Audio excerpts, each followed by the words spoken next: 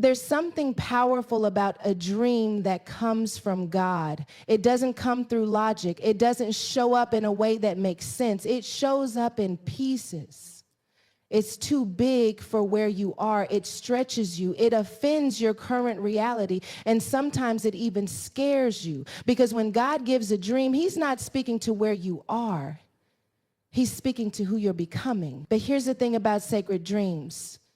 They don't need agreement from people who are still stuck in cycles you've already been delivered from.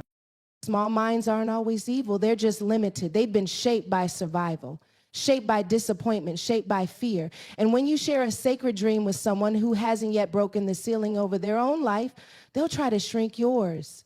Not because they don't love you, but because they've never seen what you're describing. It sounds impossible to them. It sounds crazy. It sounds too much. And instead of saying, I've never seen that before, but I believe in you, they say, you should probably think smaller. Be realistic. Don't get your hopes up. But sacred dreams don't make sense. They don't fit in any boxes. They don't ask for permission. They crash into your spirit and call you into uncomfortable places. And that calling isn't meant to be understood by everyone because it wasn't given to everyone. It was given to you. And when you hand it over to people who haven't cultivated the faith to carry something that big, they will either dismiss it, diminish it, or distort it, none of which helps you grow. You've got to know when to keep a dream in the soil. When a seed is first planted, you don't dig it up every day to show people what's coming. You let it stay buried. You let it sit in the dark. You let it stretch and crack and push through dirt while nobody sees what's happening, because that stage is fragile. That stage needs protection. And your dream is the same way. Just because you're excited doesn't mean it's time to share. There's a difference between celebration and exposure. If you share too soon, you expose your dream to atmospheres that weren't designed to grow it. And let's be honest, some people are not disappointed in your dream. They're intimidated by it because your obedience highlights their stagnation. Your faith confronts their fear. And instead of getting inspired, they get offended. They don't want to see someone do what they told themselves wasn't possible, so they start projecting limits onto you that were never meant for your life. And if you're not careful, you'll start shrinking something divine just to fit into a space God already called you out of. Your dream might be sacred, but it's still vulnerable. And in its early stages, it doesn't need a committee, it needs commitment. It needs your belief, your yes, your obedience, not their opinion. Because even well-meaning people can be wrong. Even people who love you can advise you from a place of fear instead of faith. You've got to stop measuring your vision against their capacity. God gave you the dream because only you could carry it through. That means you don't have to convince, you don't have to prove, and you certainly don't have to explain. There's a story in the Bible where Joseph, full of excitement, shares his God-given dream with his brothers. He sees greatness, he sees leadership, he sees elevation, but instead of receiving support, he receives jealousy. His dream triggers their insecurity, and that moment of sharing sets off a chain reaction that lands him in a pit, then a prison. Not because the dream wasn't real, but because the audience wasn't ready. It's a cautionary tale. Just because you see the dream doesn't mean you should share it, especially not with people who can only relate to where you've been, not where you're going. Dreams are delicate in the beginning. They're like a flame in the wind, and it doesn't take much to blow them out. A sarcastic comment, a dismissive laugh, a moment of silence when you expected celebration. Those things can plant doubt. And if you're not rooted, that doubt can grow faster than your faith. You'll start second-guessing what God made clear. You'll start questioning the very thing that once had you leaping out of bed in the morning, not because the dream changed, but because the atmosphere around it wasn't protected. That's why you've got to surround yourself with dream midwives, people who know how to sit in the delivery room of your purpose without comparing contractions, People who don't just clap when it's done, but cover you while it's growing. People who remind you who you are when your vision starts to blur. And until you have those people, it's okay to dream in silence. It's okay to build in the background. It's okay to let God develop it before you display it. Don't let small minds define your boundaries. Don't let limited vision rewrite your assignment. You are carrying something eternal, something generational, something that might not make sense now, but will shift atmospheres later. That kind of dream doesn't need popular support. It needs divine strategy. And divine strategy often looks like obscurity, like discipline, like being misunderstood, like being the only one who sees the blueprint. That's not a sign you're wrong. That's a sign you're walking by faith. You owe it to your future to protect what God planted. You owe it to yourself to guard what hasn't been built yet. Every dream has its moment, but that moment will only come if you keep nurturing it in the dark.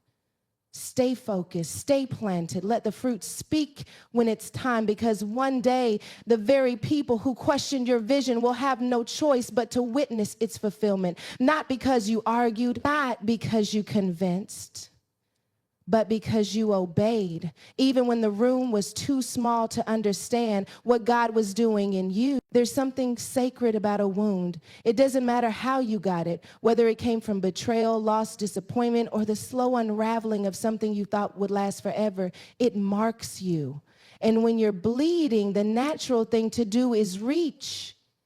Reach for help, reach for understanding, reach for someone who can sit in it with you and say, I see you, I get it. But reaching while you're still bleeding is dangerous, because you'll reach from a place of desperation, not discernment. And in that state, you're not choosing connection. You're grabbing onto whatever's close. Bleeding wounds need covering, not showcasing. There's a difference between telling your story from a scar and spilling it from an open wound. One is wisdom, the other is pain crying out for relief. And if you don't give yourself time to process, time to breathe, time to feel, you'll end up turning your wound into a stage when it was meant to be a sanctuary. Not everyone needs to see you mid-surgery. Some people only need to see the healing. Some people only need to see the strength that came after the brokenness, not the brokenness itself in its rawest form. Because bleeding invites bacteria, bleeding invites contamination, not just physically, but spiritually. When you share too soon, you expose yourself to voices that aren't there to heal.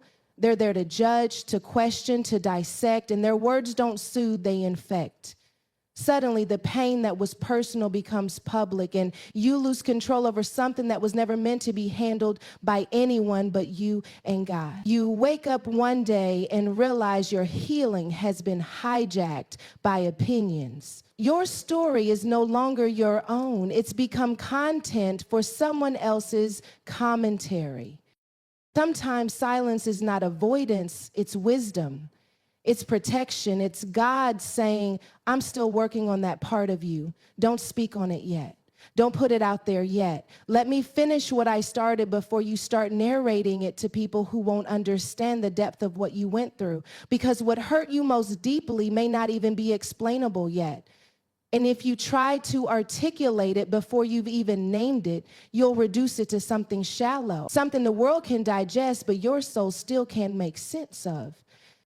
You don't owe anyone a front row seat to your breakdown. And sometimes the most holy thing you can do is keep quiet, not because you're ashamed, not because you're hiding, but because some pain is too precious to hand over while it's still raw. You've got to learn how to bleed in the presence of God before you bleed in front of people. Because God doesn't mishandle pain. He doesn't turn your wounds into weapons. He doesn't use your hurt as a headline. He wraps it, he heals it, he anoints it. And when he's done, what once hurt you becomes the very thing that gives life to someone else. But only when the bleeding stops. Some of us are bleeding on timelines and stages and group chats and dinner tables, trying to find relief in exposure, but exposure is not healing. Attention is not medicine. The likes don't fix the loss. The sympathy doesn't mend the spirit. All it does is delay the work that healing demands. Because healing isn't a broadcast, it's a process. It's messy, it's layered, it's often lonely, and it doesn't always come with applause or affirmation. Sometimes healing looks like crying in the dark with nobody but God. Sometimes it looks like going silent because words can't hold what you're carrying. Sometimes it looks like walking away from people who would rather analyze your pain than pray for it. You have to know the difference between sharing and spilling. Sharing is intentional. Sharing has timing. Sharing has purpose. Spilling is uncontrolled. Spilling is impulsive. Spilling is driven by the ache to be seen, not the wisdom to be healed. And when you spill in front of the wrong people, they don't clean it up. They slip on it. They fall into their own dysfunction and project it onto you. Then you're left trying to manage both your pain and their perception. That's too much weight for someone who's already bleeding. Some wounds need time before they can be turned into wisdom. And if you rush that transformation, you dilute the power in your testimony. You water it down so it's palatable for others, but it loses its potency. The very thing God wants to use to set others free becomes a diluted version of the truth because it was shared too soon. That's why timing matters. That's why healing has to come before the testimony, because the impact is in the clarity. And clarity only comes when the bleeding stops. Even Jesus bled in private. In the garden, he wept, he groaned, he cried out to the Father. And while his disciples were near, they couldn't truly understand the depth of his agony. He didn't take his pain to the crowd, he took it to God. And when it was time, he bore the wound for others to see, but not until the purpose had been fulfilled. There's a pattern in that. There's a divine blueprint for how we're meant to carry pain with honor, not just emotion. So when you're wounded, ask yourself, am I speaking from a place of healing or a place of hemorrhaging? Because a hemorrhaging heart can't filter. A bleeding spirit doesn't know when to stop. It just pours. And not everyone you pour into is ready or worthy of receiving it. Some people will take your pain and make it their entertainment. Others will minimize it because it makes them uncomfortable. And some will even compete with it, turning your vulnerability into a battlefield instead of a place of healing. You deserve better than that. Your healing deserves better than that. Give yourself permission to heal in the hush. Let God do surgery without an audience. Don't feel pressure to explain what you're still processing. Don't try to articulate what your soul hasn't even digested yet. Some things need to stay between you and God until you're strong enough to speak on them without shaking. Until the tear in your voice has turned into authority, until your pain has been processed enough that it no longer leaks out as bitterness, but rises up as breakthrough. There's a sacredness to your struggle, a weight to your wounds, and sometimes we get so desperate for connection, so hungry for someone to just see us, that we end up handing our broken places to people who were never qualified to hold them. We give access to the most fragile parts of ourselves because we confuse vulnerability with recklessness. But baby, vulnerability without discernment is self-sabotage. Handing over the most tender parts of your soul to people who haven't even proven they know how to carry you when you're whole, let alone when you're bleeding. See? Some people love the idea of your transparency, but they don't have the capacity for your truth. They say, I'm here for you, but the minute your story gets too heavy, they drop you without warning. Not because they're evil, sometimes they just never saw the weight of what you were carrying. They weren't trained for it.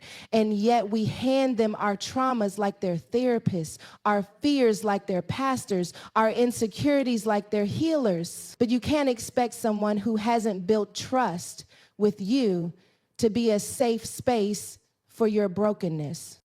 There's this pressure today to be real and be raw and just tell your truth. And yes, there is power in owning your story, but not everybody deserves the whole book. Some people only need the summary. Some people only need the testimony after the healing, because if you give it to them while they're still figuring it out, they may twist it, misunderstand it, weaponize it, or even use it to define you in ways God never intended. That's why discernment isn't optional. It's essential. You got to know who can hold you without trying to fix you, who can listen without judgment, who can see the cracks and not run away from the mirror of their own brokenness in the process. When you share your weaknesses prematurely, it's like handing an open wound to someone with dirty hands. And not only do they not heal you, they infect you. Suddenly you're carrying shame that didn't even belong to you, doubt that wasn't yours, guilt that grew from someone else's inability to love you where you were. And now your healing has to take a detour, not because you weren't brave, but because you were careless with who you let into your sacred space. Jesus chose 12, but he trusted 3. He spoke to the crowds, but he bled in the garden with his inner circle. Even the Son of God understood that not everyone needs access to your agony. Not everyone deserves a seat at the table where your soul is still being restored, because if they haven't shown you, they can sit with you in silence. If they haven't proven they can love you without conditions, they don't get to hear the parts of your story that are still being written in pain. Some of us are bleeding in front of people who only showed up for the blessing. We're confessing to people who just want content. We're handing over secrets to people who are still figuring out how to honor their own. And then we wonder why we feel more broken, more exposed, more confused. It's not that you were wrong for being open. It's that you were open with the wrong one. You've got to stop mistaking availability for trustworthiness. Just because they're around doesn't mean they're safe. Just because they're curious doesn't mean they're committed. And just because they're quiet doesn't mean they're loyal. There's nothing wrong with needing support. We all do. But the kind of support you choose matters. Is it rooted in love or rooted in control? Is it founded in empathy or wrapped in ego? Because the person who's only listening to feel important is not the person who will protect your process. And the one who hears your weakness and thinks less of you doesn't deserve the wisdom that came from it. You've got to get selective about who gets the inside story. You've got to start guarding your growth with the same energy you used to guard your image. This journey you're on is not just about surviving, it's about stewarding. You are carrying more than just pain. You are carrying lessons, legacy, power. And sometimes the most spiritual thing you can do is pause before you share. Ask yourself, has this person shown me they can handle depth without drowning? Can they carry truth without turning it into gossip? Do they correct with love or critique with pride? Because if they can't see your scars without questioning your strength, they're not the one to hold your wounds. God didn't create you to be a spectacle. He created you to be a sanctuary. And sanctuaries are not wide open. They are sacred spaces protected by purpose, covered by discernment, and guarded by the Spirit. So when you feel the urge to open up, take a breath. Don't speak from your ache, speak from your alignment. Make sure you're not trying to fill a void with validation. Make sure you're not mistaking attention for healing. Because the only validation that truly heals is the kind that comes from within, rooted in truth, anchored in God. There are some things that are meant to be shared, yes, but they're meant to be shared when you've healed enough not to bleed on people. They're meant to be shared when you can tell the story from a scar, not an open wound.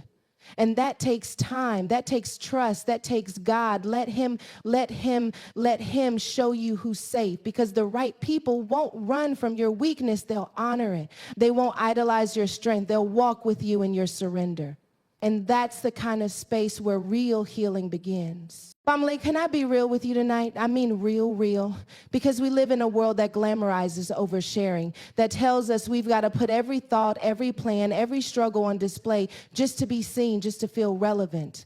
But there's a difference between being transparent and being exposed. It's the difference between connection and compromise. And today I came to remind somebody you are not required to hand over the sacred just to feel accepted. There are some things God gave you in the dark, some things he whispered into your spirit, some dreams, some healing, some boundaries that were never meant to be placed on the altar of public opinion. So today I'm going to talk to you about 4 things you should never share with anyone, not because you're hiding, but because you're protecting what's holy. Are you ready? Let's go there. You know, we live in a generation that loves to announce before it builds. We post the plan before we've made the progress. We talk about the destination before we've even packed our bags. And while some of that might look like confidence, if we're honest, it's really insecurity dressed up like strategy.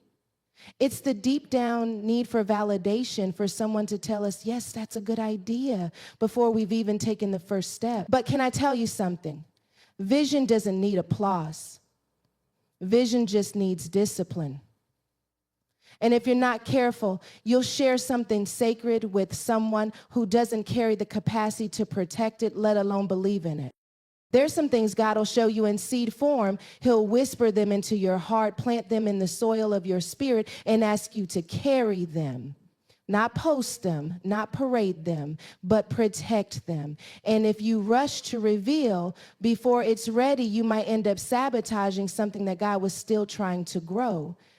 Just because it's real to you doesn't mean it's ready for them. And if you start building based on their approval instead of God's instruction, you'll create something that looks good, but can't survive the storm.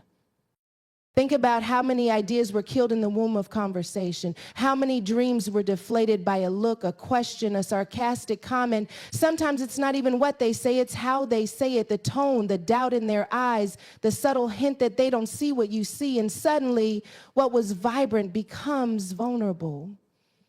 What was bold starts to shrink, not because it wasn't real, but because you handed it to someone who couldn't see past their own limitation. You expected support from someone who's still trying to build up their own courage. That's not evil, that's just human. But your dream isn't meant to be sustained by someone else's understanding. It's meant to be sustained by your obedience.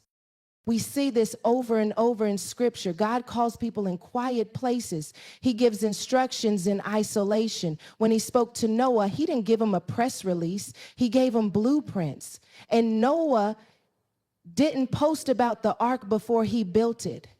He didn't get caught up trying to convince the crowd. He trusted what he heard in private, and he let the results speak for themselves. Because sometimes the manifestation is the only explanation people will understand. There's a time to talk, but there's also a time to move in silence. There's a time to testify, but there's also a time to till the soil, to stay low, to be faithful in the dark until God says it's time to step into the light. And just because you're excited doesn't mean it's time to announce. Your spirit might be leaping, but your strategy still needs maturing. Excitement is not the same as readiness. And when you reveal too soon, you invite warfare that your process isn't prepared for yet. There's a divine protection in privacy. Sometimes God keeps things hidden not to punish you, but to preserve you. Because when you're building something that's never been seen before, you don't need commentary, you need clarity. You don't need likes, you need longevity. And when you're obedient in the quiet place, God will show up in the open place. But you have to trust him enough to wait. You have to love the vision enough to protect it. And you have to believe in the promise more than you crave the platform. This isn't about fear. It's about stewardship. You're not hiding it because you're afraid it won't happen. You're covering it because you know it will.